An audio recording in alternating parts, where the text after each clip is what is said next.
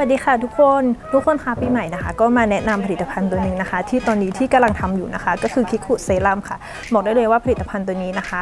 มีสารสกัดนะคะออร์แกนิกนะคะแล้วก็สารสกัดจากธรรมชาติ 100% เลยค่ะถ้าใครนะคะที่สนใจนะคะอยากมาเป็นตัวแทนด้วยกันนะคะอยากจะมาสร้างครอบครัวด้วยกันนะคะก็สมัครได้เลยนะคะ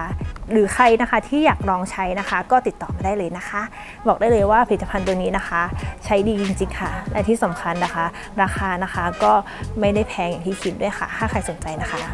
ติดต่อมาได้เลยนะคะ